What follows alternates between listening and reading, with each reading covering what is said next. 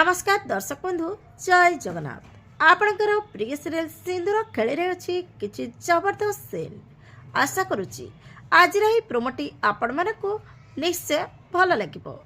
दर्शक बंधु घर परिवार समस्त सामने रश्मि अंश उपर रागी अंश को कह शुणु मिस्टर अंश पट्टनायक तमे आ मल्लिका दुई जन मिसी आद्या को तुम रास्तार हटई देइथिलो।